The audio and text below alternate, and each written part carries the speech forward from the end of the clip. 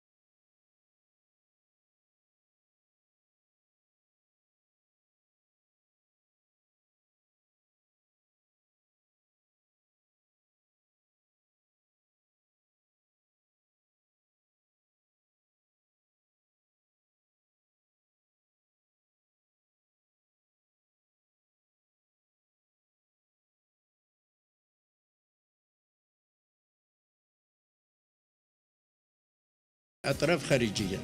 هو الأول اللي راح للإمارات 3 خطرات متتالية، وجا لهنا وبعث الشركاء نتاعو لأوروبا، رمضان العمامرة والأخضر إبراهيمي وغيرهم.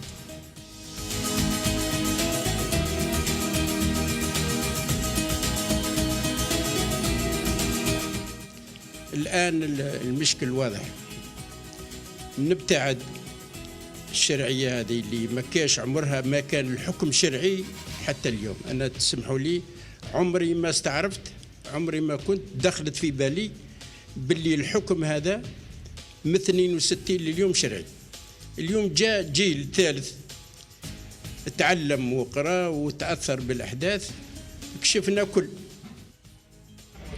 بفضل الحراك، بفضل الدولة الشعبية، بفضل الجيل، بفضل جهود الشباب يتحرر بوماله وطابو كل المساجين، وسنحرر القاره الافريقيه ان شاء الله. هذه الثوره الشعبيه اعترفنا به مع الأسف تحت الضغط، تحت الديكتاتورية، تحت الإقصاء، تحت كذا تحت كذا. اليوم ماذا بنا مباشرة هذا الناس أنا حسبتهم في البداية وبالك نسيت زوج ثلاثة. الدائرة نتاع بوتفليقة هذوك اللي كانوا حكموا 20 سنة، والآن البعض فيهم يقول غلطنا كيما نتاع ليرندي هذا. يا أخي هاينشتاين فهمنا في الغلطة، اللي يغلط مرة نسمح له ما تسماش غلطة، بصح إلا غلط 3 و4 و5 وسنة وسنتين و20 سنة، هذه هي جرائم كبيرة، جرائم. هذا الشعب اليوم الحمد لله بلغ من درجة الوعي وجربناه ورانا معه. أنا ماذا بيا نروج الوحدة القضية. إذا شفنا الناس هذو ما مشاوش وما سمعوش للشارع، ما علينا إلا نرفع السقف نبدأ بالعهدة الرابعة. العهدة الرابعة ما دارهاش بوتفليقة كان ميت. الوزراء كي يجيبوا له ظروف ما يعرفهمش، ولا تولي يتخيل هك باللي راه يعرف. العهدة الرابعة هو ملف ثقيل. الشارع واش قال لهم روحوا بالسلامة ونعاونوكم باش تروحوا. لكن إلا شفناهم يناوروا ويدوروا ويحوسوا يكسبوا الشارع، لأن الأحزاب رانا فهمناه، نعذروهم داروا واش داروا ولا غالوا. هما عندهم 48 حزب يقدروا يستغنوا على كل شيء. أنا كي خطرة تحدثت معك ولا عندهم 48 حزب ورئاسة الأحزاب 48 والي، راهم ينشطوا من اليوم الأول. هما ينشطوا. روح أنت دير الانتخابات وامشي في أعطيهم الوقت. إحنا لازم نكون واضحين. الرسالة اللي لازم نهار الجمعة إن شاء الله إلا اتفقنا، قال تروحوا بسلامة ونعاونوكم باش تروحوا، وإلا نرفع السقف. ماهوش بوماله برك، بوماله تحرر اليوم ويتحرروا المساجين اللي مازالش، ويتحرر الشعب الجزائري، وسنبني دولة اللي راه يطالب فيها الشعب الجزائري، دولة الحق والعدالة. شكرا. ماشي عسكرية دولة مدنية، ماشي عسكرية دولة مدنية، ماشي عسكرية. لا تنسوا الشهداء.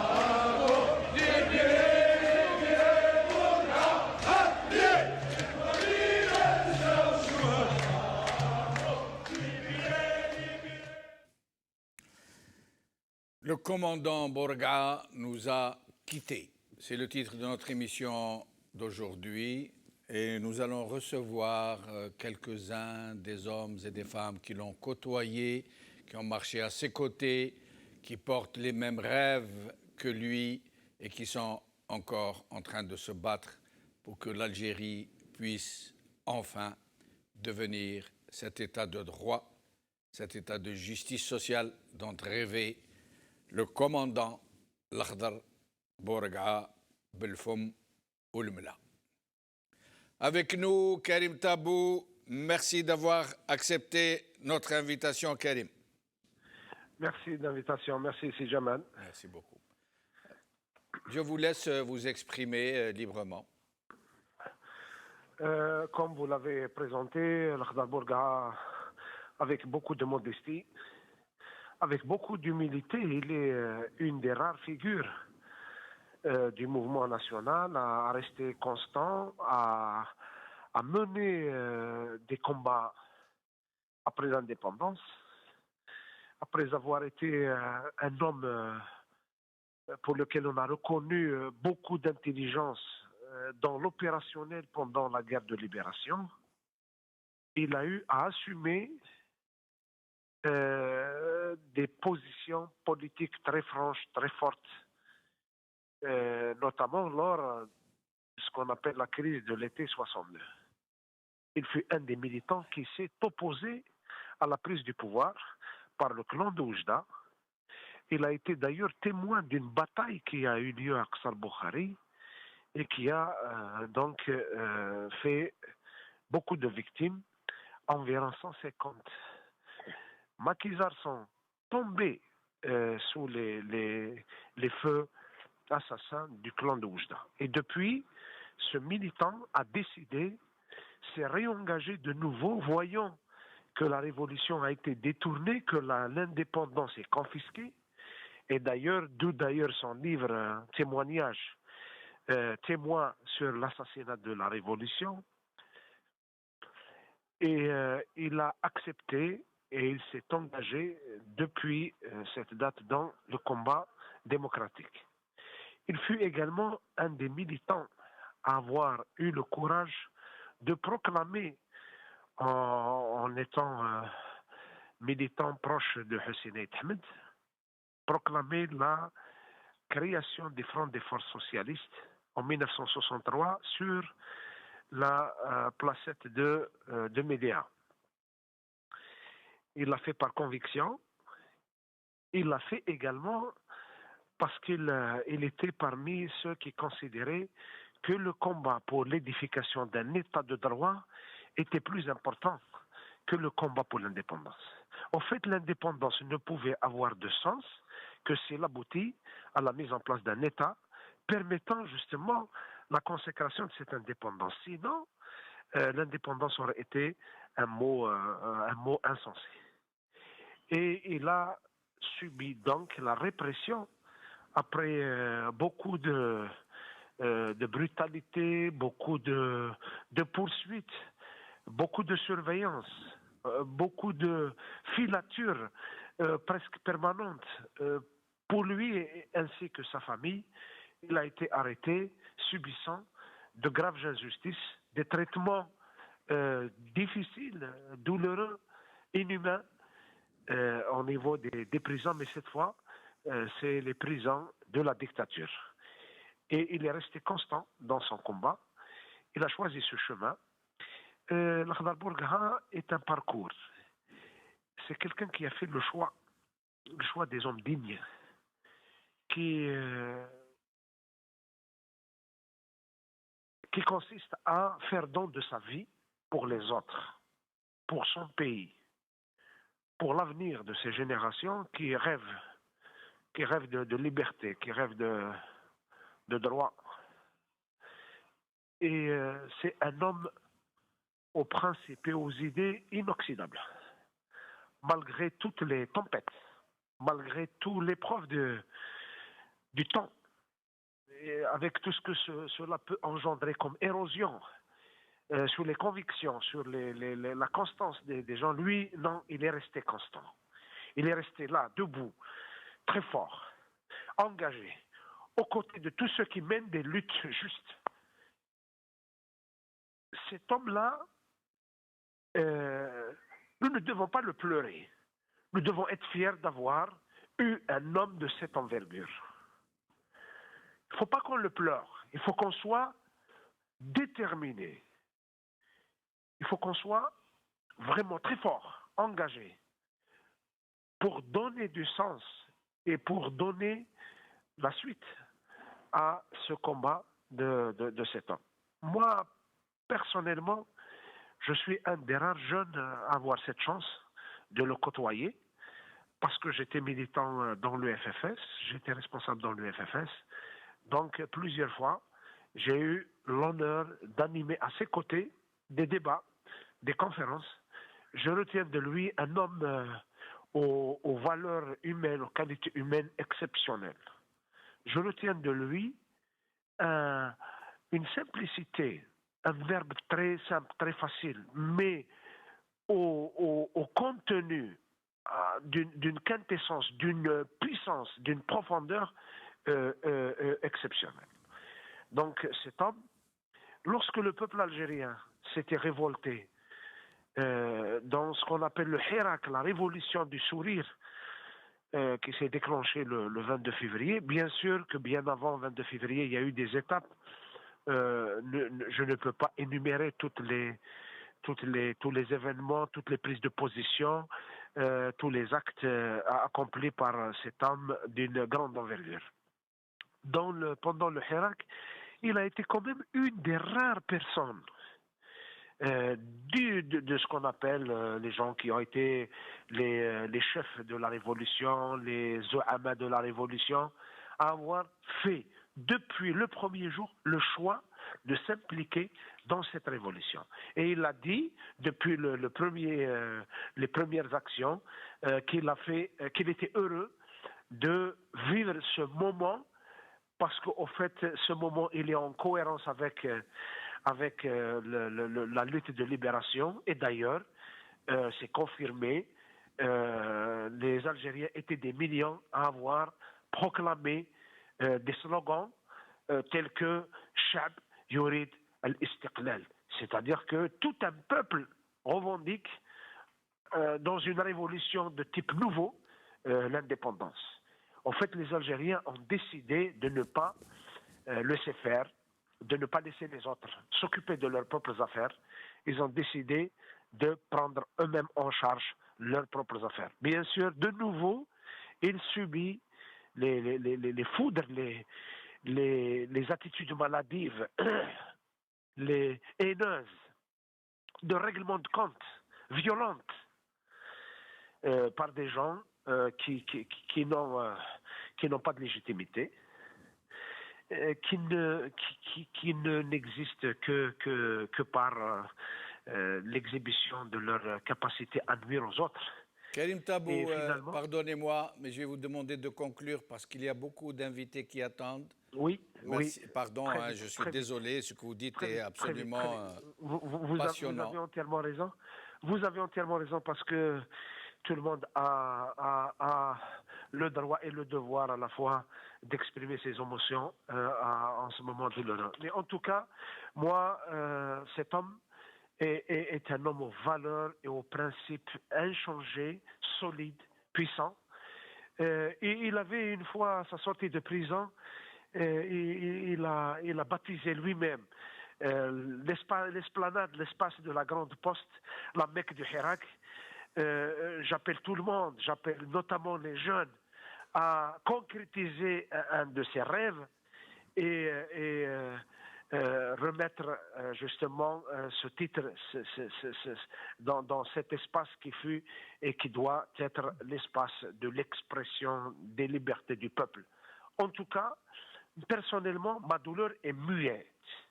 J'ai décidé personnellement que la mort de l'Akhdar Bourgaha doit et soit une force qui va encore nous donner du courage pour aller de l'avant. Merci Karim Tabou, je vous remercie infiniment. Quelle belle proposition vous venez de faire et de faire cette relation entre ce que jusque-là les Algériens appelaient, qui n'appellent plus place de la Poste ou esplanade de la Poste, mais qu'ils appellent place de la Liberté. Quelle justice ce serait en effet que de donner le nom de Bourgaha à cette place de la Liberté. Quel bonheur si cette place ou cette esplanade de la Poste pouvait s'appeler place l'Akhdar Bourgaha. Merci beaucoup Karim Tabou, merci infiniment. Avec nous, Farida Hamidi, merci d'être avec nous. Merci à vous, bonsoir. Bonsoir Farida, je vous laisse vous exprimer. Bonsoir tout le monde. Je tenais déjà à présenter toutes mes condoléances à la famille de l'Akhdar Bourgaha, le Hajj. Et je tenais à dire que c'est une naissance aujourd'hui. C'est une naissance d'un symbole. C'est aujourd'hui qu'il est devenu immortel. Il le sera grâce à notre combat, qui va continuer, parce que c'est quelqu'un qui ne s'est jamais arrêté. C'est quelqu'un qui porte la liberté en lui comme une valeur. Ça fait partie de lui. Et il s'est battu toute sa vie pour cette valeur, pour l'élever au plus haut. il a montré en fait que quand on porte les valeurs de la liberté et quand on la défend avec autant de ferveur, on ne peut faire partie que de la crème en fait. Voilà. Et c'est ce qui va rester et c'est ce qui nous laissera. Moi, le seul regret que j'ai, c'est que ces personnalités-là, en fait, on les a pas connues à l'école. On nous a parlé de ceux qui sont morts, on les porte dans nos cœurs, on sait ce qu'ils ont subi pour qu'on puisse bénéficier d'une liberté qui finalement a été confisquée par un clan, par des clans, et que finalement des personnalités comme ça, en fait, vivantes, pouvaient faire partie de l'histoire d'une génération, de plusieurs générations, d'une nation, des gens qui portent le combat en eux, des gens qui portent la liberté en eux. C'est criminel de ne pas nous avoir enseigné la vie de ces gens-là auparavant, de ne pas les avoir invités dans les écoles pour qu'ils parlent aux plus jeunes, aux enfants, aux adolescents. Mais bon, je ne vais pas dire quelque chose de nouveau. Voilà, tout est planifié de manière à empêcher les gens, les Algériens, à connaître leur vraie histoire. Et donc le deuil aujourd'hui, en fait, il est effectivement double. Après, il faudra le dépasser pour continuer le combat. Le deuil d'une génération qui a connu son vrai père, à partir du 22 février. Donc les Algériens ont découvert leur vrai père dans le Hirak et ils l'ont perdu aussitôt, en fait. Voilà, donc c'est ce deuil-là qui est douloureux. Donc Merci. après, il faudra vraiment qu'on continue ce combat. Merci Farida Hamidi. Ce qui a été juste quelque part, c'est que l'Akhdar Bourga, le commandant l'Akhdar Bourga, Birhamou, est resté vivant jusqu'à avoir vu de ses yeux et vu de quelle formidable manière les Algériens ont refusé de laisser le 1er novembre être souillé, être profané par un régime qui a voulu l'utiliser à des fins bassement politiciennes. Le commandant Bourga a vu comment les Algériens se sont réappropriés ce merveilleux 1er novembre dont il a été l'un des enfants. Avec nous, Bachir Derraïs, réalisateur cinéma, activiste politique et néanmoins très proche de l'Akhdar Bourga. Bachir, merci d'être avec nous. Bonsoir, c'est Jamal. Bonsoir. Aux auditeurs. Bonsoir.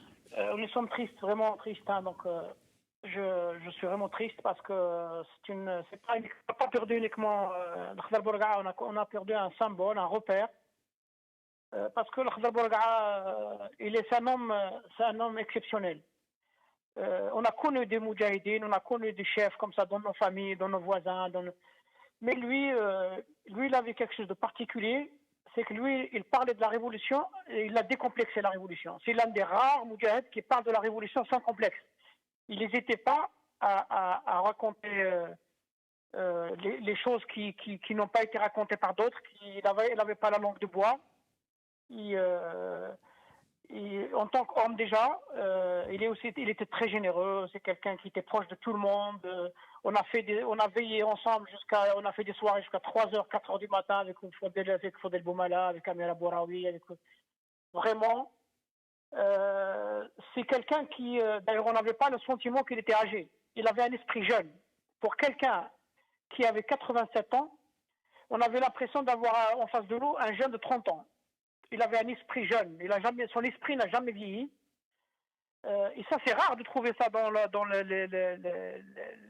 les hommes qui ont fait la révolution. Généralement, ils sont quelque chose d'artificiel. Ils étaient un peu complexés. Il y a des choses qu'ils ne voulaient pas raconter ou qu'ils ne voulaient pas raconter. Mais lui, il n'avait aucun complexe. C'est le nombre de blagues qu'il nous a racontées sur la révolution. Je peux vous dire qu'elles sont exceptionnelles. Et puis, il était l'esprit ou le père spirituel de tous les hirakistes. Ce que je trouve dommage d'ailleurs, que le pouvoir n'a pas su jouer cette carte pour apaiser les choses, pour tisser des liens avec la société. Parce que je ne pense pas qu'aujourd'hui, il existe une autre personnalité politique qui a l'estime, qui a le respect de toutes les couches sociales algériennes, de toutes les sensibilités politiques. L'Akhdar Bourga'a, il l'était. Il avait cette particularité, mais dommage que le pouvoir n'a pas su la jouer. Il pouvait faire le lien entre le peuple et le pouvoir. Il aurait pu faire le pont. Et le pouvoir, il a laissé partir cette chance. Je trouve ça, on va le sentir, le Hirak va le sentir, on va sentir ce manque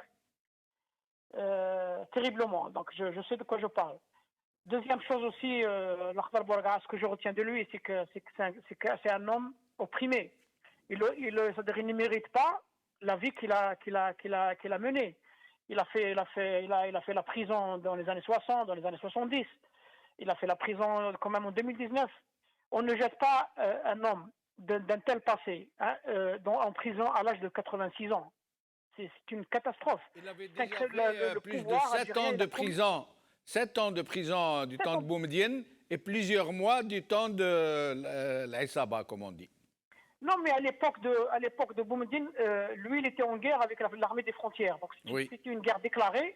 Lui, il a compris. Donc mais jeter l'Akhdar Bourga'a en 2019, jeter l'Akhdar Bourga'a en prison, pendant le Hirak, pendant qu'il y avait des millions d'Algériens dans la rue, pendant qu'on parlait de démocratie, d'ouverture, de Deuxième République, on jette un homme d'une valeur de l'Akhdar Bourga'a en prison à l'âge de 86 ans. Ça, c'est un crime d'État, c'est un crime impardonnable. Parce que l'Akhdar Bourga'a, moi je peux dire qu'il est mort en prison. Parce que depuis sa sortie de prison, il ne s'est jamais remis. Et aujourd'hui, ils envoient les militaires lui rendre les honneurs. Ah, mais ça c'est connu, ça, c'est normal, c'était connu. Moi, je garde des mémoires ce qu'a fait la TV. Les diffamations des télés publiques et privées, c'est une honte. Aujourd'hui, l'Algérie officielle, avec avec les satellites au pouvoir, ils doivent lui présenter des excuses. L'Algérie officielle doit des excuses à la mémoire de l'Akhdar Bourga'a. Il n'y a pas de honte à faire. Officiellement, l'Algérie officielle doit présenter des excuses. Bachir Darraïs, que pensez-vous de cette proposition de Karim Tabou de donner le nom du commandant à la place, la place la plus emblématique du Hirak, la place de la Poste ou l'esplanade de la Poste? Ce qu'a dit Karim, il a entièrement raison, que c'est quelque chose de symbolique. C'est vrai que la Grande Poste, c'est quelque chose de symbolique. On doit, j'espère qu'on va le faire rapidement, pour au moins commencer à garder en mémoire. Parce que l'Akhdar Bourga'a, aujourd'hui, c'est le symbole. Ce qui est bien, c'est qu'aussi, il est adopté par la jeunesse. C'est rare de trouver des jeunes de 20 ans, de 22 ans, de 18 ans, adopter un homme de tel âge, d'un tel passé. Parce que généralement, il faut dire la vérité, les nouvelles générations aujourd'hui, dès qu'on leur parle d'un ancien moudjahid, ils sont sceptiques, ils ont des très mauvaises expériences. L'Akhdar Bourga'a, il a lavé l'honneur de cette réputation. L'Akhdar Bourga'a, il a transmis l'esprit de la vraie révolution aux nouvelles générations. L'Akhdar Bourga'a, il a transmis l'esprit de Abad Ramadan, de Aït Ahmed, de Ben Mehidi, de Mohamed Boudiaf. Cet esprit noble, il a réussi à le transmettre aux nouvelles générations. Je suis content aujourd'hui de voir des nouvelles générations de 20 ans sconder l'Akhdar Bourga'a. C'est un énorme acquis. C'est quelque chose d'inestimable. Merci Bachir, au plaisir de vous revoir. Alors, معنا Elias Filali, activiste politique, hirakiste très connu, qui était très proche de Bourga'a et de Fodil Boumela. Elias, مرحبا بك خويا الياس. اهلا خويا جمال، خويا لاباس؟ لاباس الحمد لله. انا مع خونا الكبير اللي توفى ورانا نحاولوا يعني نخليو احبابه الاخر بتاعه الناس اللي عرفوه ولو يعني 3 دقائق قليله يعني باش الواحد يعبر على هذا العملاق. ولكن يعني نادينا قبيل كي درنا يعني القائمه ما عرفناش شكون، لقينا مئات ومئات الناس اللي قراب ليه ويحبوه، تسمى تقريبا زينا هكاك يعني بريسك وازا. وانت منهم خويا الياس اللي قريب منه وتعرفوا مليح. تفضل خويا الياس. والله جو سوي اونوري دو فيغوري بارمي سيت ليست، يعني بارك الله فيك خويا جمال.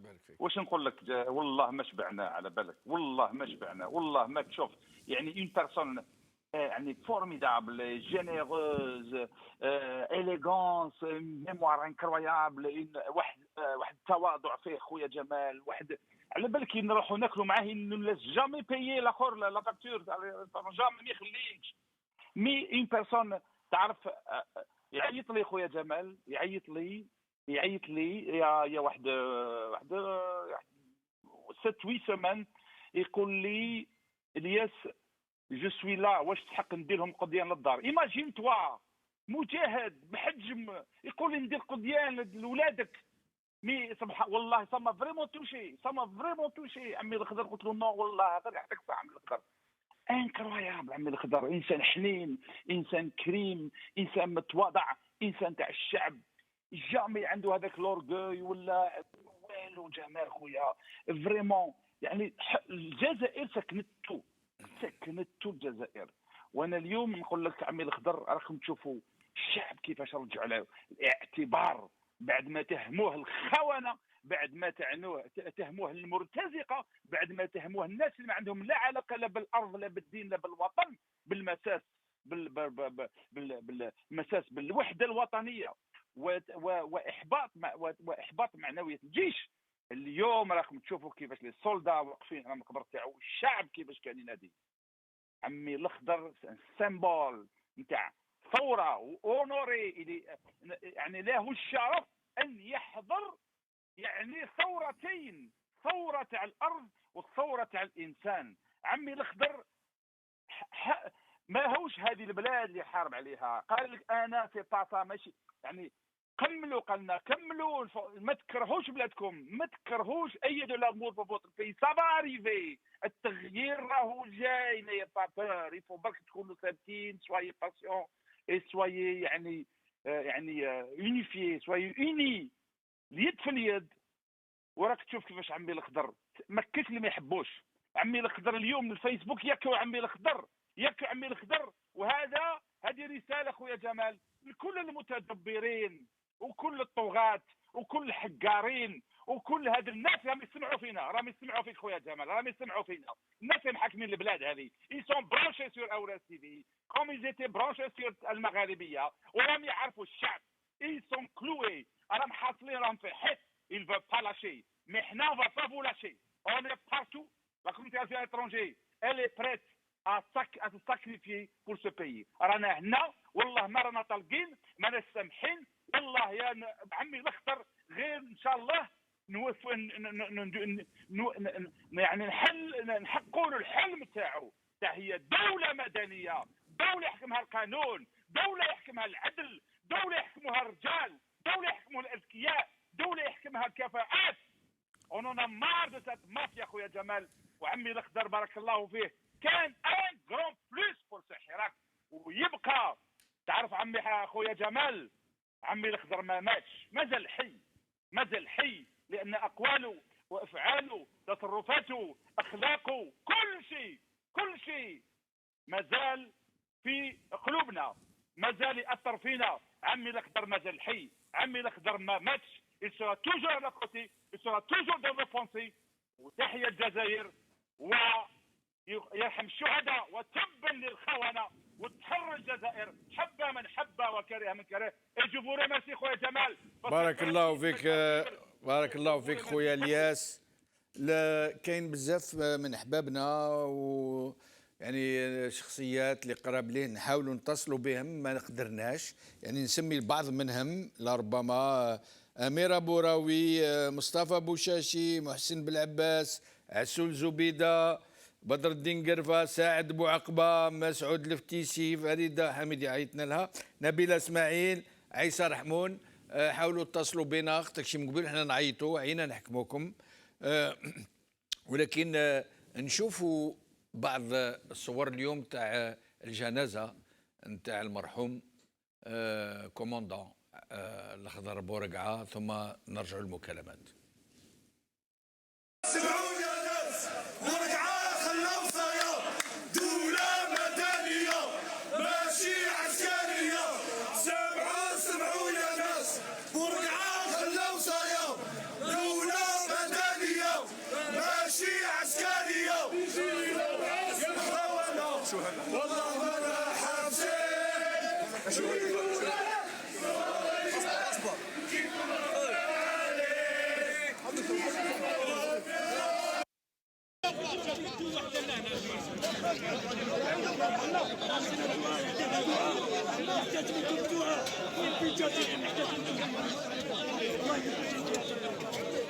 نثبت الله الذين امنوا بالقول الثابت في الحياه الدنيا والاخره.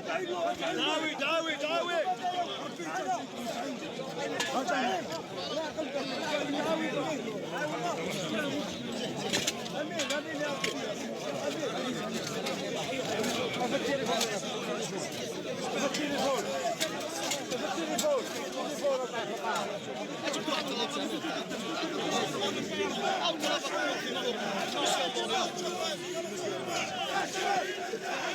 سنواصل الكفاح سنواصل الكفاح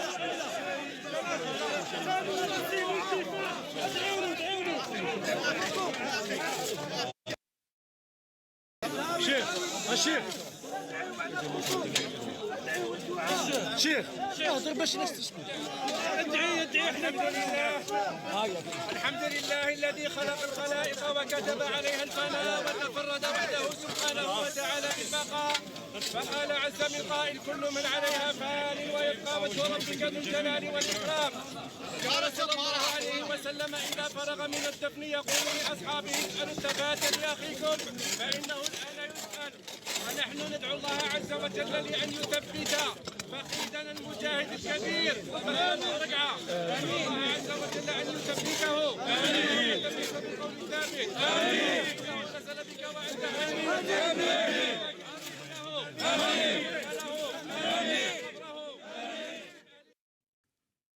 قبل ما نستقبلوا بدر الدين قرفة وضيوف واحد اخرين نذكركم باللي بعد حين نفتحوا ستوندار لخوتنا المتفرجين والمتفرجات اللي يحبوا يعبروا عن يعني هذا الفقيد العظيم، هذا الفقيد العزيز على قلوبنا.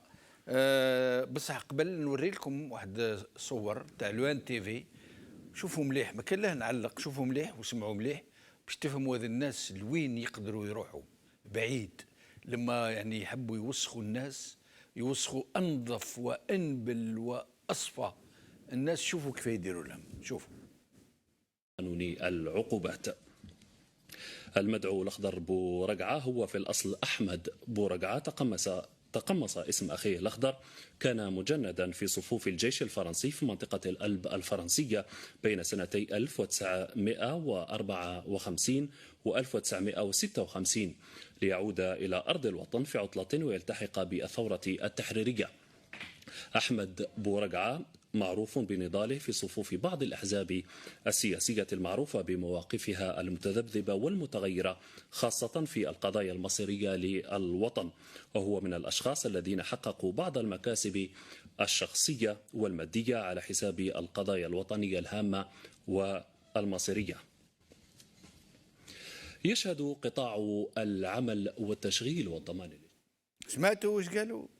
يعني توصلوا وين يقولوا لنا باسكو ما ينجموش ينكروا التاريخ تاع الأخضر بورقعة ربي يرحمه. توصلوا يقول لنا مش هو او سرق الهويه تاع خوه، وتوصلوا يقولوا لنا او كان في الجيش الفرنسي، ما قالولناش كان في السيرفيس ميليتير فرنسي وهرب من الارمي فرنسيه. وتوصلوا يقولوا لنا ودخل بعض الاحزاب اللي مشبوهه، وتوصل لفافاس مشبوه، وتوصلوا يقولوا لنا باللي استعمل كذا باش يدير كذا وكذا. بورقعة نظيف كون جاو حاكمين عليه يا حسره، كون يبدوا له كلش. معنا بدر الدين قرفة. شكرا سي بدر الدين قرفة اللي راك معنا باش تعبر على هذا الفقيد الكريم. السلام عليكم. وعليكم السلام ورحمة الله. إنا لله وإنا إليه راجعون. رحمك الله عن الأخضر وجعلك من الصالحين والصديقين والشهداء. Le commandant Bouraqua, une icône, un homme, un combat. كنا صغار وعشنا les années بعد 62 وعرفنا بعض المواقف ثم كبرنا وعرفنا الكثير من مواقفه. النوم اللي كرس حياته من صغر سنه وهو شباب من أجل القضية الجزائرية، وما أعظمها من قضية، كمجاهدا قائدا بارزا موجها في الثورة التحريرية، ثم أبى كما سبق إخواني إلا أن يكون un combattant بعد 92 de la liberté، تاع لا ليجيتيميتي تاع الصندوق، تاع الديمقراطية، تاع الحرية.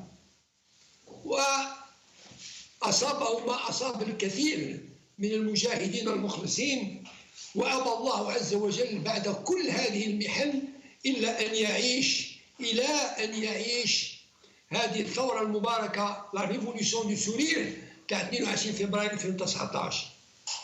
رافق الشباب ولله الحمد، عرفه الشباب في تفاصيل حياته وتفاصيل نضاله ومقاوماته للظلم والطغيان، سواء كان ظلم الاستعمار أو ظلم بني جلدتنا الذين تحكموا في رقابنا واغتصبوا بلدنا، اغتصبوا الجزائر الحبيبة. عمي الأخضر ما دعساني أتكلم عنه، وقد سبقني إخواني وقد تكلم الشعب الجزائري اليوم ولله الحمد. أنا سعيد، حزين لكن في نفس الوقت سعيد. هذا الشعب العظيم، الشعب الأبي qui sait reconnaître les siens، مهما فعل ولله الحمد. انظروا كل جنازات الأبطال الذين وقفوا مع شعبهم. أذكر tous les téléspectateurs بالرجال العظام اللي ماتوا في الجزائر كحسين أحمد، كيف كان جنازته رحمه الله. جنازة بن يوسف الخدة كيف كان جنازته رحمه الله. جنازة عباسي مدني رحمه الله، كلهم مجاهدون كيف كانت. وأحمد سحنون رحمه الله. كل هؤلاء هذا الشعب لا ينسى ولن ينسى. C'est un peuple vaillant, un peuple merveilleux, un peuple généreux. أحيي من خلالكم الشعب الجزائري هذا الموقف العظيم الذي هو في نفس الوقت تعبيرا آخرا على أن الثورة 22 فبراير لم تموت ولن تموت. يعبر عنها بالمسيرات، يعبر عنها برفضه للمسار الفاسد، المسار الذي سلكه النظام، المسار السياسي، في موقفه الكبير في يوم 1 نوفمبر 2020، ويعبر عنه اليوم مع وفاة المجاهد الكبير عمي الأخضر رحمه الله. أقدم تعازية باسمي وباسم كل أنصار ومتعاطفي الجبهة الإسلامية للإنقاذ وقياداتها وإطارتها، وتعازي لنفسي ولشعبنا ولكل الجزائريين والجزائريات ولكل الأحرار في العالم. هذا الرجل الذي أحيا اليوم الناس، يعني هذه عبقرية الشعب الجزائري الذي كان يقول منذ شهور عبان رمضان خلى وصايا مدنية ماشي عسكرية. اليوم العبقرية الشعبية تأبى إلا أن تقول لا، بورقعة خلى وصايا مدنية ماشي عسكرية. ريغاردي بيان كيفاش هاد لو بوفوار، هاد لو بوفوار اللي حب يلطخ اسم عمي بورقعة رحمه الله، كما أراد في السابق أن يلطخ واسم حسين أحمد رحمه الله، وعباسي مدني رحمه الله، وبن يوسف بن خدلة رحمه الله، وعبد الحميد مهدي رحمه الله، وأحمد سحنون وغيرهم كثير. لكن الشعوب لا تخطئ، الشعوب لا تخطئ. Notre peuple est en révolution et elle sera en révolution حتى يحقق. Si Badr Din Gerfa, j'aimerais vous demander de conclure parce que nous essayons de limiter le temps de tous les intervenants. Mais je vous en prie, poursuivez. Voilà. آخر ما يعني je termine avec ça. الشعب هذا ربي نحييه، كل ما مات مجاهد من الذين ثبتوا مع الشعب وبقوا في مواقف من أجل تحرير الشعب الجزائري وتحرير الجزائري. مات حسين عيد أحمد قالوا له ارتاح سنواصل الكفاح. مات عباسي مدني قالوا ارتاح سنواصل الكفاح. مات عمي الأخضر قالوا عمي الأخضر ارتاح سنواصل الكفاح. هذا هو العهد تاع الجزائريين وعهد الشباب تاع اليوم الذي أحييه، الذي أبى إلا أن يكون في هذه الجزائر. رحمك الله يا عمي الأخضر، رحمك الله ورحم الله كل شهداء الجزائر. وشكرا. شكرا بدر الدين قرفة. معنا ساعد بوعقبة، مرحبا بك خويا ساعد، إذا حاب تعبر عن هذا الحدث هذا الأليم. شكرا، بارك الله فيك. أنا متأسف يعني حقيقة أننا نخسر رجل بهذا المستوى في هذا الظرف. الحراك والثورة الثانية بحاجة إليه أكثر من أي وقت مضى، ونحس بفاجعة كبيرة ألمت بنا كحركة فيها أمل أنها تصح في المسار الوطني في هذا الظرف الحساس. لا سي الأخضر عرفته من سنوات، يعني أنا اللي شجعته على حكاية كتابة مذكراته شاهد على تيار الثورة، وقد قص علي مقاطع عديدة من كتابه قبل أن يحرره، وقال لي ساعدني في تحريره، وكانت عندي ظروف خاصة. اعتذرت وأشرت عليه بالصديق صادق بخوش الذي ساعده بتحرير الكتاب، وتأملنا لو كان اتصلت بالصادق بخوش لأنه دار معه جلسات وجلسات. وعندما أنهى الكتاب جاب لي المسودة، قال لي أعتقد أن الآن ما تنجمش تعتذر أنك ما تراجعوش معايا، وبالفعل درت له بعض الملاحظات عليه وأخذها بعين الاعتبار قبل أن يطلعوا. قبل مدة عندما سمع بإيقافي عن الكتابة في جريدة الخبر أبرق لي SMS في التليفون تاعي. واش يقول لي فيه؟ هاو النص: كل مواطن مطلوب منه أن يضحي من أجل وطنه، ولكن لا شيء يلزمه أن يكذب من أجله. سكوتك يقلق السلطة أكثر من كلامك. تحياتي الأخضر بورقعة. هذا هو الأخضر بورقعة، كيفاش كان يشجعنا وكيفاش كان يأخذ بيدنا عندما نقوم بعملية قول الحق. كان دائما يتواجد وين تتواجد القضايا الوطنية والقضايا العادلة في العالم. أتذكر أنني قمت معه بزيارة بغداد برا من عمان إلى بغداد 1200 كيلومتر في الصيف. في الصيف درجة الحرارة 50 كيلومتر، رحنا باروت، يعني حقيقة كان كبير في السن، تقريبا كان في حدود 60، ويحمل المشاق وما يتراجعش من أجل. حكى لي قصة تاع كيفاش لاموا بومدين على أنه هرب لها طاهر الزبيري بعد فشل الانقلاب الزبيري على بومدين. قال لي كيفاش تقوم بعملية تهريب زبيري. قلت له لو كان نجح زبيري في الانقلاب كنت تجيني انت، كنت ندير معاك نفس التصرف. هذا هو الأخضر بورقعة، دائما عظيم في كل شيء. قبل تقريبا ما تصيب الكورونا بيومين كان مر بجانب بيتي وقال لي أني رايح نشري لحم الماعيز من عين دبلة، إذا تجي معي. قلت له أنا آسف ما نجمش نجي معك، ويا ليتني ذهبت معه. قل لي أن كانت عندي ظروف خاصة ما نجمش نروح معه. هذا هو الأخضر، كان عندي علاقات خاصة به. وكان يقول لي لما خرج من السجن زرته في بيته لأطمئن عليه. قال لي ما تخافش، الشاقي باقي. قال لي وأنت تعرف، قال لي الحرية لابد لها من الثمن، وأقل من الثمن هو السجن، ومن لا يسجن من أجل الحرية لا يعرف معنى الحرية. هكذا قال لي. هذا ما يمكن أن أقوله. دموعه تكاد تقلقني. آسف على أنني أتوقف. بارك الله فيك خويا سعد، الله يعطيك الصحة. معنا زبيدة عسول، ماتر زبيدة عسول، ميرسي داتر افيك نو، شكرا، مرحبا بك ماتر. الله يسلمك سي جمال، مساء الخير. مساء النور. الحقيقة هذا نهار حزين جدا، لأنه فقدنا رمز من رموز أولا الثورة، لأنه ضحى بكل شبابه وجزء كبير من حياته في استرجاع استقلال البلاد، ولكن ختم حياته في النضال في الثورة الشعبية السلمية من أجل الحرية ومن أجل الديمقراطية.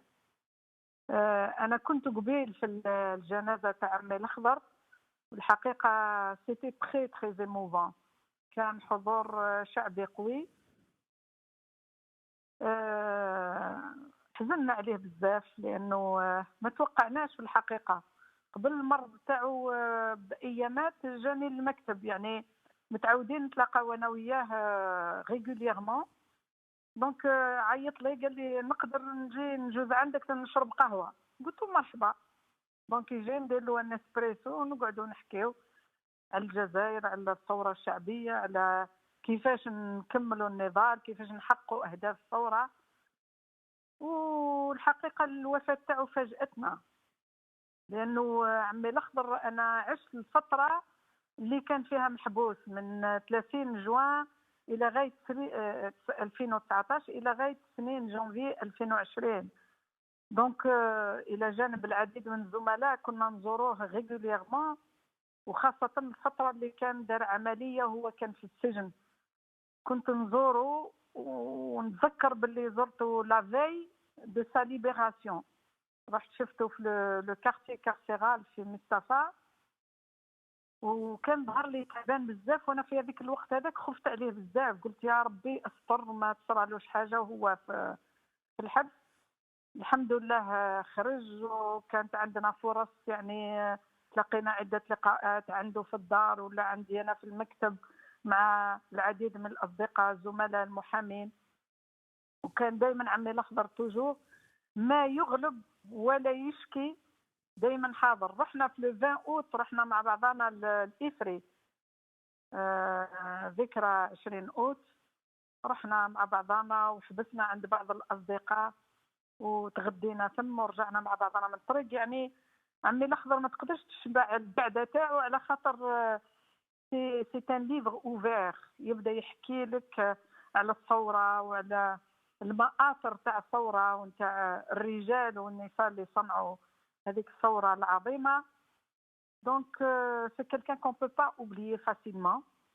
Mais ce qu'il y a, c'est qu'il avait toujours le souci، يقول لازم النضال يستمر، ما تتوقفوش، لازم الثورة الشعبية، الثورة السلمية تستمر إلى غاية تحقيق المطالب تاع الشعب، وهي بناء دولة القانون، دولة الحريات، دولة اللي تكون فيها عدالة مستقلة، مش عدالة تاع التليفون. Zoubida Assoul, tout à l'heure, Karim Tabou, malgré l'épée de Damoclès qui pèse au-dessus de sa tête, vous savez, il peut être remis en prison, vous le savez mieux que personne, qu'il peut être remis en prison du jour au lendemain pour n'importe quel prétexte, mais il n'a pas pu se retenir. Il a fait la relation entre la place ou l'esplanade de la Poste, qui est le symbole du Hirak pour tous les Algériens, et l'Akhdar Bourega'a, un peu comme, s'il voulait nous dire de façon très, très explicite que le Hirak devrait donner le nom du commandant l'Akhdar Bourega'a à la place ou à l'esplanade de la Grande Poste. Qu'est-ce que vous en pensez? Je partage totalement, pour une raison très simple, puisque عمي الأخضر جو مغابيل كي كانوا يقولوا له بعد ما خرج من الحبس وكان تعبان بزاف، يعني كان عقب ايامات كان تعبان. دونك نقولوا له عمي الأخضر وقتها ترجع للحراك، يقول ولا نخليوك شويه مع العائله تاعك، يقول نو هذه العائله تاعي صغيره بصح انا عائلتي فاميلتي هو كل المناضلين والمناضلات اللي راهم موجودين في لا جراند بوست.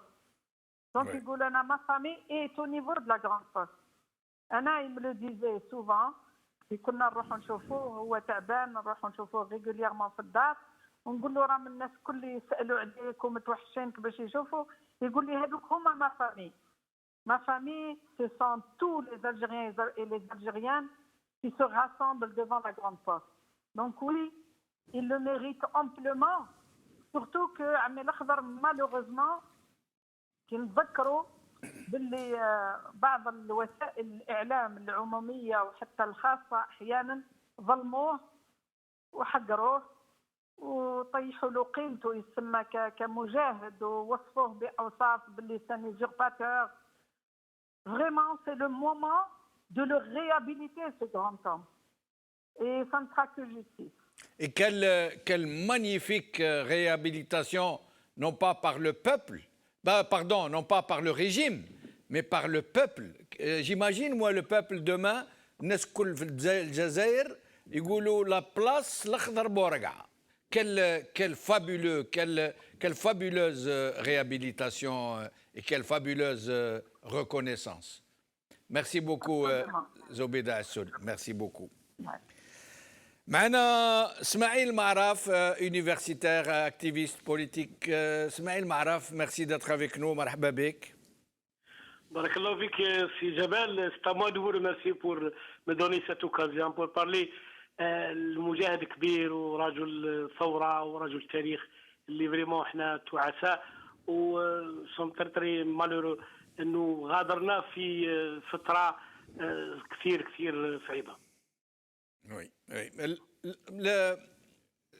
قبل ما يعني تتكلم لنا عليه حبيت نزيد نسقسيك كما سقسيت الأستاذة زبيدة عسول. يعني كريم تابو dans son infinie générosité et son grand militantisme, il est encore sous le coup de la menace de le remettre en prison. Il a donc été très prudent. Il a fait la relation entre la Grande Poste, qui est un endroit emblématique, symbolique de la révolution du 22 février, avec le commandant Haj al-Akhdar. Et moi, personnellement, j'ai compris qu'il a suggéré que nous puissions lui donner cette place historique, désormais, le nom de ce grand militant, de ce grand combattant.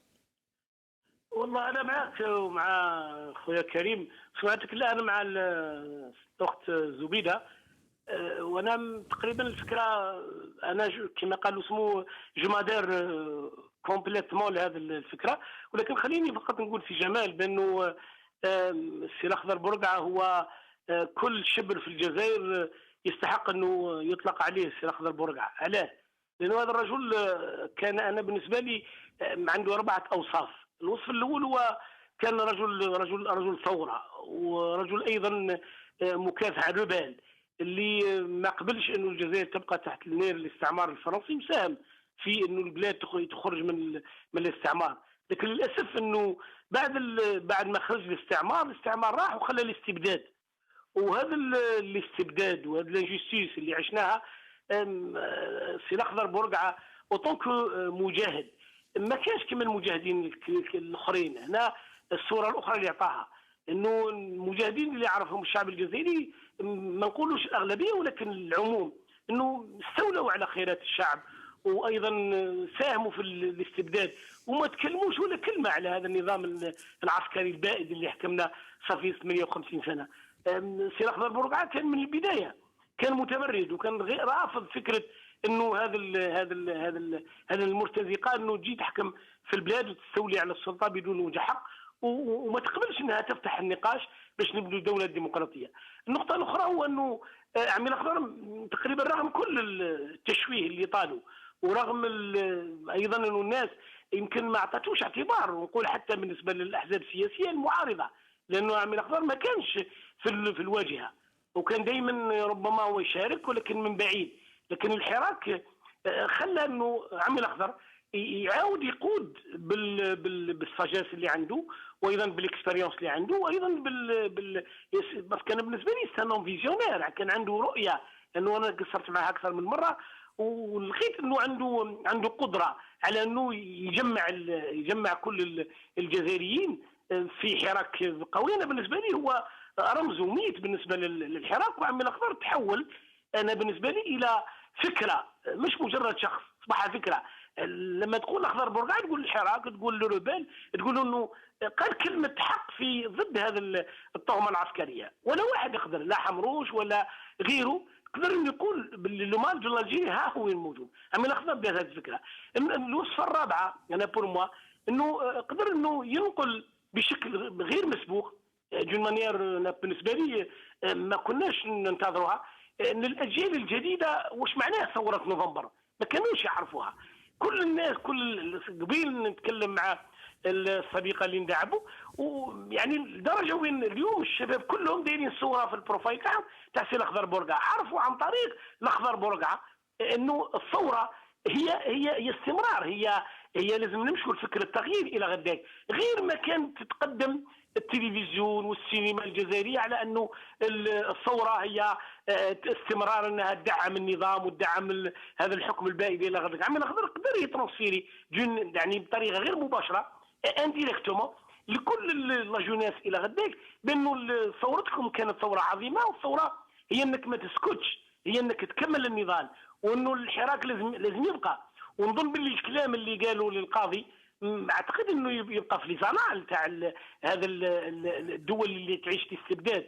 ما قالوا انا جيت باش نحرك، لانك انت تمثل نظام غير شرعي، انت غير شرعي يا وليدي، انت بالعكس تحتاج انه انا نزيد نكمل مسيرتي وانا في اخر هذا العمر الى غداك.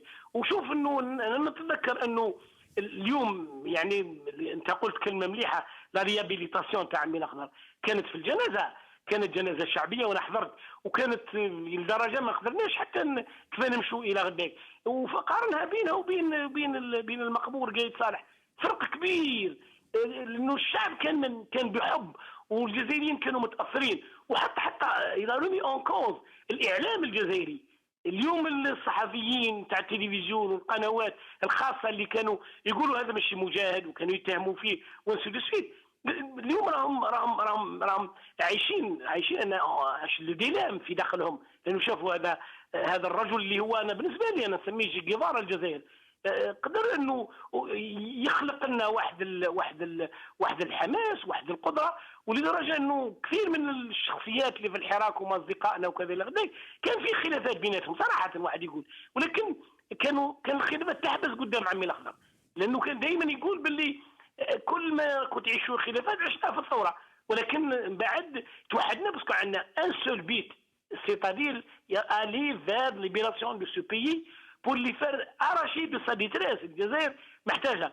وفي الكلمه الاخيره في جمال الدين، انا نظن بانه الاخضر بورقعه انا بالنسبه لي اليوم راه قاعد وهو حي قلق هذه العصابه تاع العسكر، واليوم ايضا في مماته او كونترير اليوم راهم حاسين بانه الحراك او كونترير مع عمي الاخضر زاد عاود. اليوم شفنا لي زاكتيفيست، شفنا الناس النشطاء تاع الحراك الى غداك من كل الولايات موجودين، وتصور لو ما كانش فيه هذاك داروا لنا تول سميتو هذوك لي باراج وكذا الى غداك.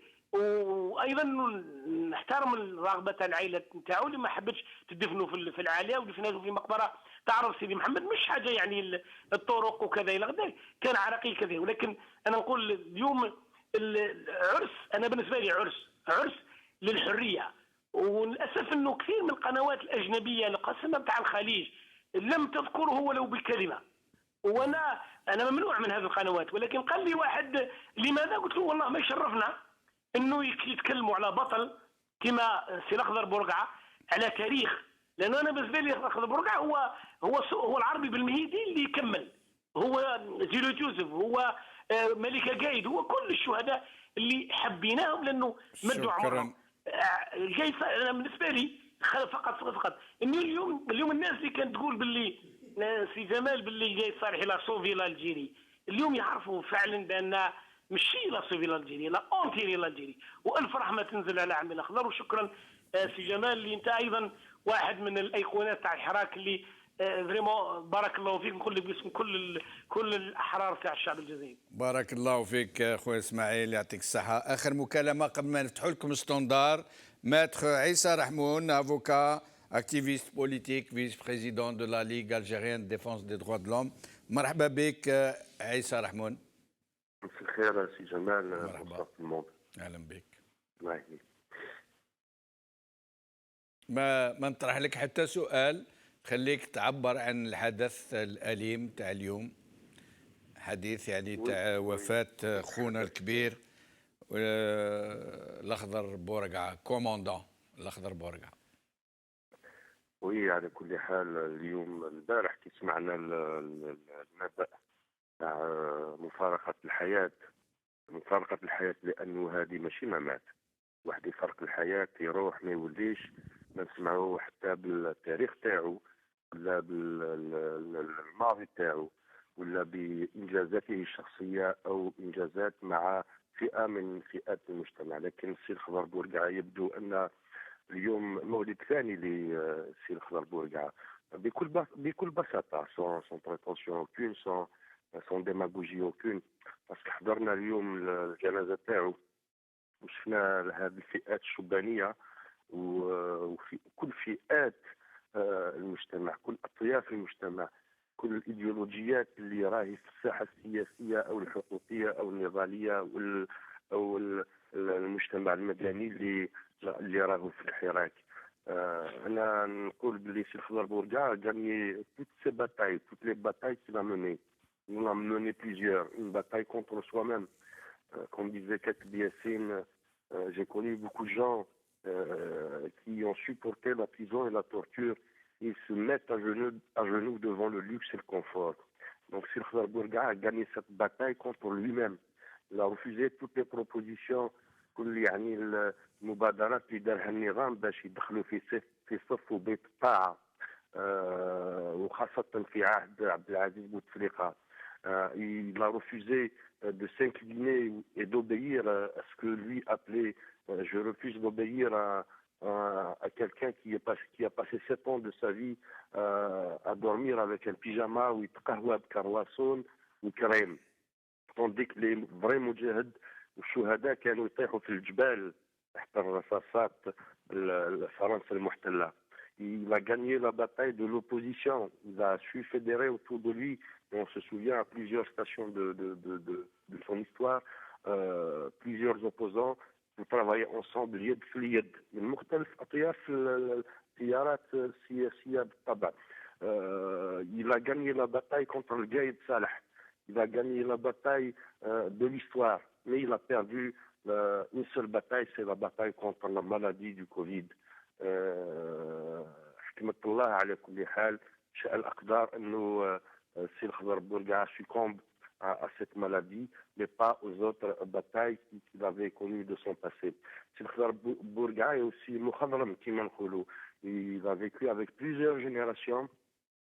Il a gagné deux guerres les plus importantes, la guerre de libération nationale, mais aussi la guerre de conscientiser la jeunesse algérienne autour du Hirak, autour de la révolution du 22 février 2019. Je pense qu'il a transmis le flambeau. Son devoir, il l'a fait en toute âme et conscience, avec beaucoup d'engagement, avec beaucoup d'humilité. C'est ce qui est extraordinaire chez le commandant Sir Khadr Bourgha. On a vécu une partie de sa vie avec lui quand il était incarcéré à la maison d'arrêt Al-Harrach. Et imaginez, si Jamal, je vous raconte une anecdote. Qui دخلوا Al-Harrach راحوا عنده au cours de l'audition واحد جماعة كرابس. Allô, vous m'entendez? Oui, très bien. Ils lui ont fait la proposition suivante. Yaoudi ما تدخلش الحبس, on va être très souple avec toi à une seule condition, parce que souvenez-vous, ça coïncidait aussi avec les incarnations par les jeunes du drapeau Amazir et les activistes de Rage et de la société civile. Il faut se démarquer de la Kabylie. Faites un communiqué ديروا بيان وقولوا بلي انا ننقطع عن منطقه القبائل اللي بغاو يقسموا البلاد. Vous savez c'était quoi sa réponse en fin de compte? En 2 phrases. Il a dit: est-ce que vous voulez ôter de mon corps mon cœur? est-ce que vous voulez que ôter de mon corps ma colonne vertébrale? Je considère la Kabylie comme le corps battant de l'Algérie, comme la colonne vertébrale de ce pays. Il a accepté d'aller en prison et à la veille du 1er novembre, on lui a rendu le 1er novembre 2019, c'était la joie, on a fait sortir tous les détenus à l'époque qui se comptaient par centaines et c'était pour qu'ils se retrouvent ensemble, ils partagent des moments forts à la veille du 1er novembre. Vous savez, la maison d'arrêt de Harrach a vibré par les hommages rendus à Khdar Bourga parce qu'il avait refusé d'être libéré avec une négociation. Il a dit que je ne vais pas sortir de prison si, dans le cas où mes kharjouch Goudani, qui sont incarcérés. Vous voyez un peu ce que le courage de l'homme, son expérience de la vie, son attachement à la terre et au sang algérien, par les chemins qui montent au cimetière Lyoum Tahfidi Yahya. Là, on a retrouvé des officiels avec une garde militaire, une garde républicaine, des gendarmes, des policiers. La réaction extraordinaire, magico-mystique de la jeunesse algérienne en chantant des slogans Dawla Madaniya Machi Askaria. L'oraison funèbre qu'ils ont préparée a été annulée par les chants, les cris, les slogans de la jeunesse qui scandaient que Ya Shahid Artah Artah Sanwasil al-Kifah. Merci. Je pense que le flambeau est passé d'une génération à une autre génération. C'est le témoin de l'histoire, c'est le témoin des deux guerres, c'est le témoin des deux révolutions, c'est le témoin oculaire du progrès du peuple algérien. Merci Aïssa Rahmoun, au plaisir de vous retrouver dans d'autres circonstances, j'espère, plus heureuses. Maintenant, le dernier appel avant d'ouvrir le standard, mais avant de recevoir Nabila Smaïl, je tenais à vous informer, mes chers amis, que 3 événements tragiques ont survenu, malheureusement, entre hier et aujourd'hui. La maman de Matoub Lounès, Rabbi Yarhamha fi Zouj, la maman de Matoub Lounès est décédée. Le papa de Salah Dabbouz, Rabbi Yarhamou, est décédé. Et Salah Dabbouz, qui se trouve à l'étranger, ne peut même pas rentrer dans son pays pour assister aux funérailles de son père. Et Jamal Zennati, notre ami Jamal Zennati, a perdu son frère, Rabbi Yarhamhum Kamel, وربي يرحم جميع من توفى ويكون يعني مع الناس الأهالي ويعطيهم ربي الصبر إن شاء الله وجميع المؤمنين كما نقولوا احنا. معنا نبيلة اسماعيل, maître Nabila Smaïl, avocate et activiste politique. Nabila Smaïl, merci d'être avec nous. Bonsoir, Zulf Laoun. Merci à vous de m'avoir invité dans cette circonstance très douloureuse. Oui. Et inattendue. J'ai l'impression, franchement, nous avons tous le sentiment d'avoir été amputés aujourd'hui. On a été amputés d'un organe qui nous poussait à vivre. Et cet organe, c'était Amel Khdar, qui était la pierre angulaire tout le monde partait chez lui pour se ressourcer, pour recevoir son injection d'espoir. C'était nous qui étions jeunes et c'était notre première révolution, donc on n'avait pas le droit de l'épuiser. Et malgré son âge, il ne montrait jamais qu'il était fatigué ou épuisé. Il ne nous a jamais dit que non, j'ai plus rien à vous donner. Il a toujours dit que ce pays méritait qu'on se sacrifie pour lui parce que c'est un beau pays. France ne va jamais nous pardonner. Moi, j'ai avec lui une expérience un peu particulière parce que je l'ai connu au FFS. Ce FFS اللي قالوا عليه باللي انضم إلى حزب متذبذب في مواقفه alors que هو حزب دبدب النظام ماشي هو اللي كان متذبذب في مواقفه au contraire. Et j'ai eu une relation un peu particulière avec lui parce que la première fois que je lui ai rendu visite à Al-Harrach, 2 jours après son incarcération, juste quand ils l'ont fait rentrer dans le parloir, il m'a dit « Ah, Nabila Djiti ». Je ne pourrai jamais l'oublier. Et ce qui m'a frappé, c'était comment il s'est rappelé mon nom. Je ne l'avais pas côtoyé, à part une fois au 20 août à son même. Je lui ai dit « Amel Khadar, كيفاش راك شافي على اسمي؟ قال لي بنتي واسمها نبيلة. Et depuis, il y a eu une fusion, je ne sais pas, il y a eu quelque chose de magique et je me souviens aussi que je lui ai dit عمي الخضر كيفاش راك هنا في الحبس؟ قال لي نبيلة الحبس داري. قال لي الحاجة اللي تبدلت في الحراش سي كو داروا لهم لا فايونس في لي كولوار وفي لي بارلوار. قال لي بكري الحيوط كانوا باردين. Et chaque fois que je partais, j'avais droit à une leçon d'histoire, j'avais droit à une leçon de nationalisme. Je lui disais كان يقول لي غير ندخلوا عمي الخضر واش راك؟ يقول لي نبيلة الحراك واش راه؟ Et tout ça, quand je lui disais عمي الخضر on a déposé des demandes de liberté provisoire, يقول لي نبيلة بيني وبين القايد ما يطلقونيش. يقول لي ما تلوموش هذاك القاضي.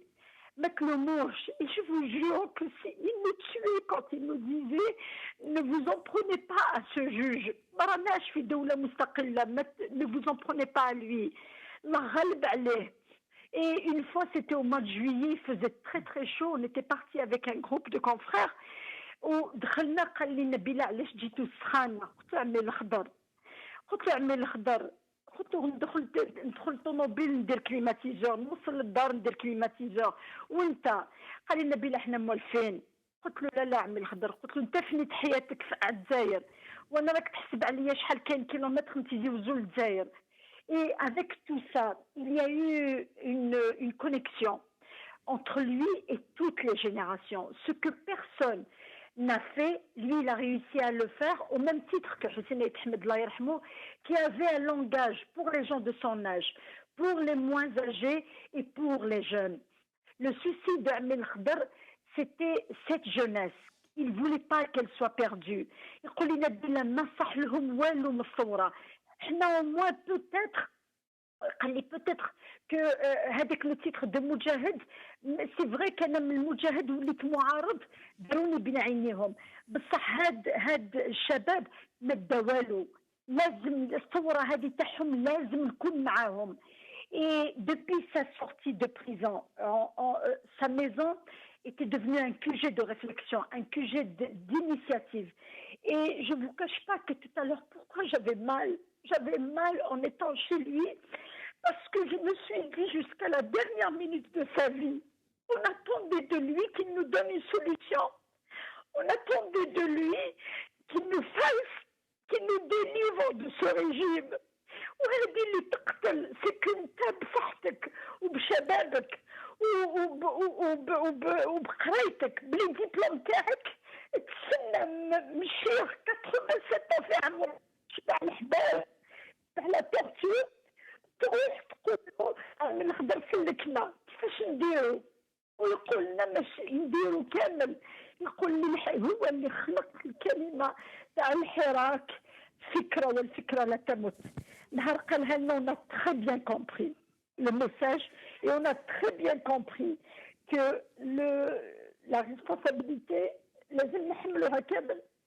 الثورة هذه كان دائما يقولنا وكان معنا صحفيين وكان معنا محامين وكانوا معنا أطباء وكانوا معنا أساتذة تاع القانون كي نتلاقاو عنده يقولنا انتوما عندكم مسؤولية تنقذوا هذه الثورة ما تخلوها بلاكو يكلخوا لكم كيفاش كلخوا لنا.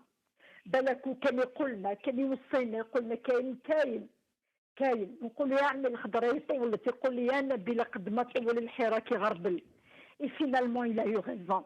الحراك طول وغربل وبان اللي عنده ركايب يطلع العقبة الواعرة وكاين اللي راه يغمز وراه يحاول وراه يناور ويبقى كما يقول عمي الخضر يبقى أن البطل الوحيد هو الشعب. والشعب اليوم رجع له الخير تاعو. الشعب اليوم وعدوا وقال له بلي ما مش رايحين نستنوا.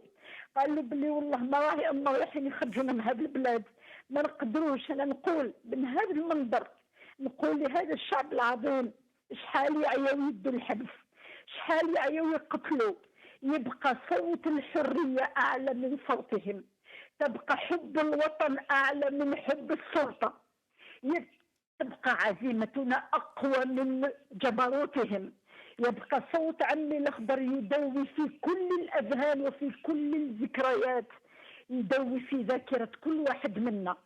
الحراك فكرة، والفكرة لا تمت، والرجال لا يموتون.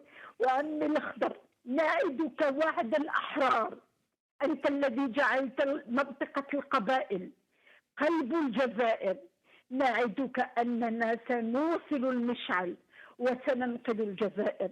كان يقولنا السلطة مرتبكة، عاونوها باش تسقط، هذا ما كان، عاونوها باسكو السلطة تحمل في طياتها أسباب فنائها. نبيل السناو كان يقولنا نبيل السناو، رحت معاه ديرنييرمون مع نبيل أيت أحمد، بارك الله فيك. رحت معاه، اسمح لي خويا جمال نكمل لك برك، هذه سيتي ا 2 جور افون سون هوسبيتاليزاسيون. رحت شفتو انه نبيل أيت أحمد لو نيفو دو حسين أيت أحمد، il nous a regardé, il est resté avec nous 3 heures malgré qu'il était fatigué. وقال لنا كي تكملوا منا سقسوا على فضيل، سقسوا على فضيل بومالا، وما تخلوش الشباب، ما تخلوهمش يضيعوا.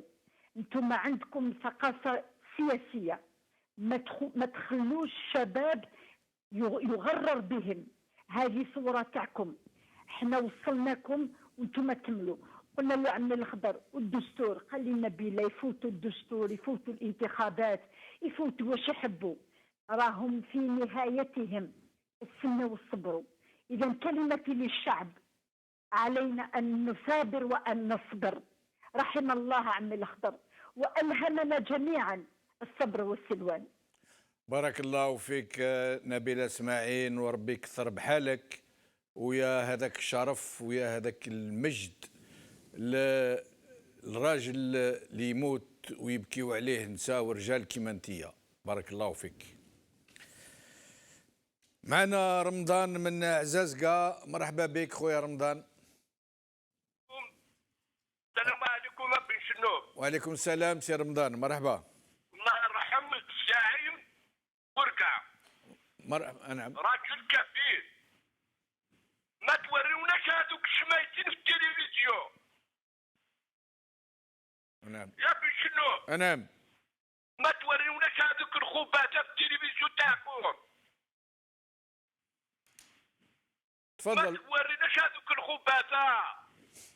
يدرجتوا هذوك اللي جايين كاع في البلاد هذه شراقين كاع كبير، ما توريوهمناش.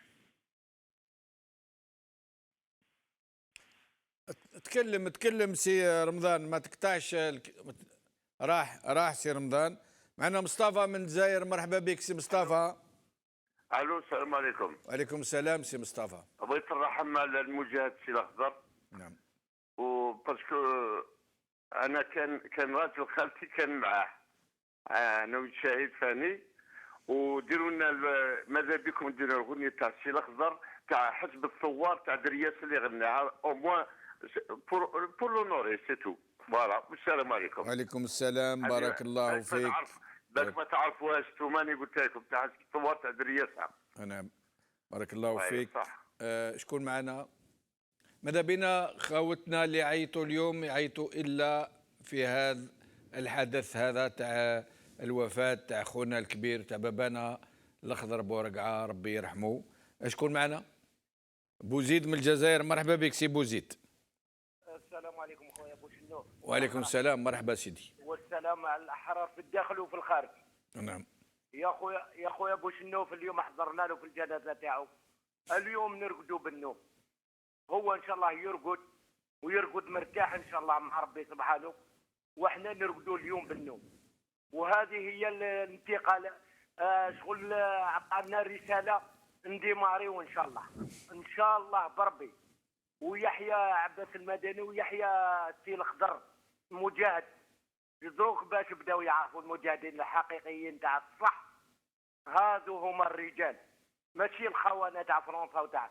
احنا تاكلين على ربي سبحانه، هما تاكلين على الامريكان وفرنسا. بصح والله العظيم ما نطلقوا الجزائر هكذا تروح تضيع، وحنا الابطال تاع الجزائر في الداخل وفي الخارج. وبارك الله في الاحرار اللي قالوا اليوم مدنيه ماشي عسكريه، واليوم ضربناهم في القلب ديالهم يا سي بوشنوف، في القلب ديالهم، وجابوا لنا الرونفور. والحمد لله الشعب بدا يفيق بهذه العصابه هذه تاع فرنسا والامريكان. يجيهم الاوامر من هنا، احنا يجينا الاوامر من عند ربي سبحانه ومن عند الاحرار، من عند الشهداء كما تشبه الاخضر ورقع الله يرحمه ويوسع عليه. اليوم يرقد في القبر تاعو كما لازم الحال، والامانه ان شاء الله تكون للمواليها ونموتوا على الجزائر هذه. ان شاء الله. بارك الله فيك سي بوزيد. شكون معنا؟ مراد منين؟ مراد من بني معوش. مرحبا بك سي مراد. مراد من بني معوش. الله اكبر الله اكبر الله اكبر. عظم الله اجر الجزائريين، وعظم الله العائله تاع سي الخضر بورقعه، الله يرحمه. واش نقول لك يا جمال يا وليدي، ما راناش ملاح على كل حال، ولكن ولادنا والشباب تاعنا ما لازمش ينساو الوصايات تاع الخضر بورقعه، كما ما نساوش الوصايات تاع بان رمضان. دولة مدنية ماشي عسكرية، والحراك ما يموتش، والحراك مازال ما ماتش، وبإذن الله من الجمعة هذه ينتصر على 48 ولاية. يا الشابات الجزائريات يا الأمهات، الدعاوي تاعكم ربي راهو يسمع لهم. نوصيكم الحراك وإياك من الحراك، ما لازمش يحبس الحراك. راكو سمعتوا وراكو شفتوا السي الخضر بورقع الله يرحمه برحمة الله. الوصايا الاخرانيه لازم الحراك يستعمر، ما نبقاوش مستعمرين من هذه الدوله هذه الخبيثه. بارك الله فيك سي مراد. وماذا بينا خاوتنا اللي ناديو واللي مازالوا يناديو لنا، يعني يقولوا لنا رايهم على هذا الاقتراح، هذه العلاقه اللي دارها كريم طابو ما بين لا بلاس ولا ليسبلاناد تاع لا غروند بوست اللي هي يعني مكان رمزي للحراك، وهذا الشهيد اللي توفى اليوم راح علينا من بعد ما وقف في جنبنا وعمره ما سمح بينا فينا. يعني واش تخموا يعني يكون غدوه ما نستناوش الدوله تعطي الاسم تاعو لاي مكان كان، ولكن الشعب الحراك هو اللي يمد الاسم تاعو. نعودوا منا ورايح نقولوا لا بلاس ساحه الخضر بورقعه. نتلاقاو الجمعه الجايه في ساحه الخضر بورقعه، مش في لا غروند بوست. معنا شكون؟ هاي اسماعيل من تيزي وزو. مرحبا بك. هاي اسماعيل. الو. اهلا بك سي هاي اسماعيل. الو نسمعوا فيك. نو سي ريتشمان. نسمعوا فيك تفضل. مرحبا بك. نو سي ريتشمان مسيو. ريشمان. مرحبا بك ريشمان. ريتشمان دو لا كومين دو ايتيزي. مرحبا بك سي ريشمان. ريتشمان دو لا كومين دو ايتيزي. لا كومين دو ايتيزي. مرحبا بك. Ouais, dans la suite de Sétif. D'accord, marhaba. Alors nous intervenons tous les habitants de la commune d'Aïtizé. Oui. Oui. Azoul Fellak, marhaba bik. Nesmaou fik, vous pouvez parler. D'accord. Exactement, nous intervenons tous les habitants de la commune d'Aïtizé, de petits aux grands. Toutes nos sincères condoléances à la famille Bourga et à notre père. Oui. Poursuivez. On l'a perdu. Richman de la commune d'Aït Tizi. شكون؟ فريد من فرنسا. مرحبا بك سي فريد. فريد من فرنسا. فريد من فرنسا. فريد من فرنسا. شكون الاخر معنا؟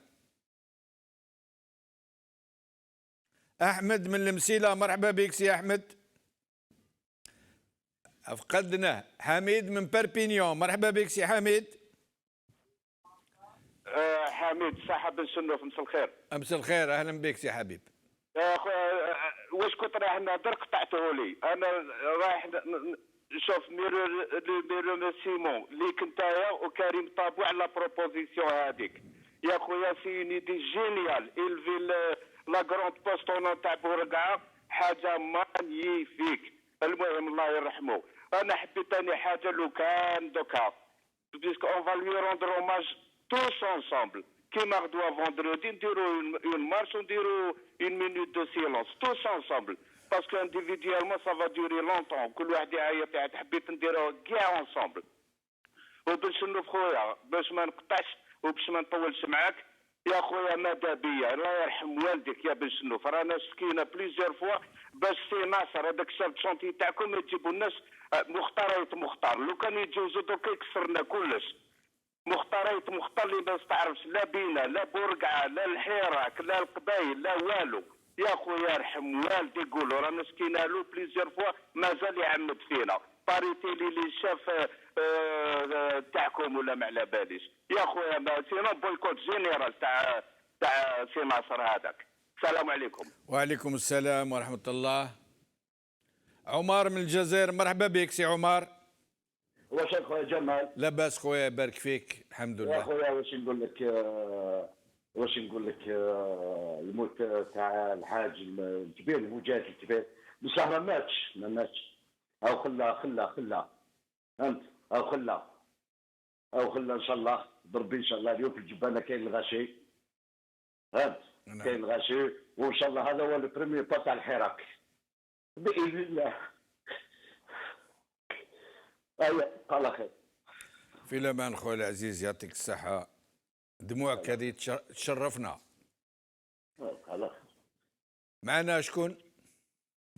مصطفى من الجزائر. مرحبا بك سي مصطفى. سي مصطفى. صديق من البليده. مرحبا بك صديق. الله يسلمك سعيد. اهلا بك سي صديق. مرحبا. يا هلا. السلام عليكم. وعليكم السلام ورحمه الله. قلت لك صديق معاه بليده اوراس. نعم. إيه نعم باغي نقدم تاع هذه. راك على المباشر يا سي صديق. راك على المباشر. نعم. وبعد على التلفزيون باش تسمع روحك مليح وحنا نسمعوك. معليش. السلام عليكم. وعليكم السلام ورحمه الله. اولا نعزي نفسنا. اولا نعزي الاصلاح الحراكيين. احنا الناس اللي ارادوا الجزائر ان تستقل استقلالها الثاني اللي هو تحرير الانسان من اجل ان يعيش ارادته. واللي كان الاخضر بورقعه بالنسبه لنا اللي هو القدوه. بابانا ربي يرحمه ان شاء الله. اللي تعلمنا النضال من خلال وجا كما هو. اللي تعلمنا النضال من خلال كتابه هي ثوره اللي لاحظنا بانه حلم الشهداء ما تحققش. وهذه اللي بعثت في نفسنا باننا على حق واننا على صواب. اننا نواصل بناء الجزائر كما ارادها الشهداء. وكان الكلمه اللي تلقاها كنا الكلمات اللي تبادلناها مع الحراك كان قال لنا يا ولادي، وهذه موجهه للحراكيين، قال لنا يا ولادي ما تفكروش وانت توصلوا. لانه كي بدينا احنا الثوره احنا ما ظنيناش تدوم 7 سنين او 10 سنين او كذا. لذا نتمنى ان شاء الله اخواننا الحراكيين يعيشوا معنا وعاشوا مع الاخضر بورقعه الثوره الثانيه لتحرير الانسان ان يستلهموا من هذه الشخصيه الصبر، المثابره، الايمان بالجزائر. لانه دينا من هذا الانسان هذا الرجل هو الايمان بالجزائر. نعزي نفسنا ونعزي العائله الصغيره اللي اخضر الشيخ الاخضر بورقعه، ونتمنى ان شاء الله نواصلوا ثورتنا. والسلام عليكم. وعليكم السلام. شكون معنا؟ الهادي من مارسي. مرحبا بك سي الهادي. السلام عليكم سي بن جنوف. وعليكم السلام سي الهادي. خويا نرحموا على الراجل هذا. ما نقولكش نعرفوا يعني شفتوا 2015 تلاقينا في لاسوم مع لازار هكذا برك ديجنا فوت. نعم. نعم. يعني الرجل هذا يهضر غير على الشهداء، يهضر غير على الشعب، يهضر غير على الزواليه. انا نقول شي حاجه برك، هذا الرجل هذا التاريخ هو مدفون البارح، التاريخ تاعو ماهوش مدفون حي، لخاطر كاين اللي يخدموا على الجزائر يا نسميهم والله ما نسميهمش، قايد صالح الله يرحمه التاريخ نتاعو دفنوه معاه. علاش دفنوه معاه؟ لا ما دفنوش معاه، ما دفنوش معاه. لا ما هو طلب يتدفن في سيدي يحيى. نعم. طلب يتدفن في سيدي يحيى، ما دفنوش في العاليه. سيدي يحيى هكذاك خير، هكذاك خير. الله يرحمه. واحد كيما هذاك دخلوا الحبس يا سي قايد صالح الله يرحمك. على كل حال هذا الرجل هذا يدخلوا الحبس، هذا نعرف الناس نتاع الصوره نعرفهم. هذا الرجل هذا يدخل الحبس البرمير نوفمبر فوتوا في الحبس. هذو الناس هذو ما عندهمش الخليقيه، يروحوا يخليوا الشعب هذا تراك يدير المسيره نتاعو يا ربي العالمين. يروحوا يعزوه يجي. شكرا بارك الله فيك، بارك الله فيك. معنا ياسين من بني ورتيلان. مرحبا بك سي ياسين. واش راكم لاباس؟ لاباس خويا الحمد لله. بهذه المناسبة الأليمة حبيت نعزي الشعب الجزائري على وفاة العملاق السيد الخضر بورقعة، ونتمنى للعائلة تاعو الصبر والسلوان. الجزائر فقدت قامة من قامات ثورة التحرير سنة 54 وثورة 22 فبراير 2019. ربي يرحمه ويوسع عليه. امين. وربي يصبر الجزائريين والجزائريات ان شاء الله. وبارك الله فيكم على المجهودات اللي راكم تقوموا بها. انتم منبر من منابر يسمع صوت الشعب الجزائري الحر. الدولة مدنية ماشي عسكرية. والسلام عليكم. شكرا بارك الله فيك. وهذا كان آخر مكالمة. سي بورقعة، كوموندون بورقعة، عمي الخضر، قداه يحبوه الجزائريين. أنا عمري ما شفت واحد يعني شعبي عايش في وسط شعبه، مهما كان عمالقة ثاني، يعني ناس بزاف اللي توفاو وحبهم الشعب تاعهم ودفنهم، ولكن عمي الخضر هذا يعني سي ان نوم دو بوبل، ان نوم موديست، un homme qui aurait pu devenir milliardaire, qui aurait pu avoir des crédits en millions de dollars, qui aurait pu habiter au Club des Pins, qui aurait pu avoir tout ce qu'il aurait voulu pour ses enfants. بصح قاعد مع الشعب تاعو ويحب الشعب تاعو ويخالط الشعب تاعو ويتقهوى مع الشعب تاعو ويروح للمطاعم الشعبية مع الشعب نتاعو.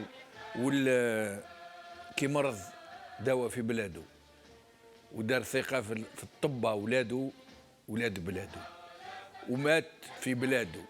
بصح موش دفنوه في بعضهم كيما موالفين يروحوا للعالية يدفنوه في بعضهم ويجيبوا الجيش ويديروا كذا. هو الشعب اللي دفنوه، خاوته وولاده واللي حبوه دفنوه بيديهم وبكاو عليه. وكما سمعتوا بودنيكم وشفتوا بعينيكم النساء كي دايره نساء والرجال كي دايرين رجال يبكيوا عليه ويعزيوا في نفوسهم على الفقدان نتاعو، وكلنا نعزيوا نفوسنا في الفقدان نتاعنا. مات واحد منا من دمنا ومن لحمنا، خونا وبابانا، وعمره ما سمح فينا واحنا عمرنا ما ننساوه، نحبوه وندفنوه في قلوبنا، ما يموتش، يبقى في قلوبنا يخبط مع قلبنا. ولما نموتوا نخليه الورث نتاع الذاكره نتاعو لولادنا. ربي يرحمك عمي الخضر، بقاو على خير بالسلامه.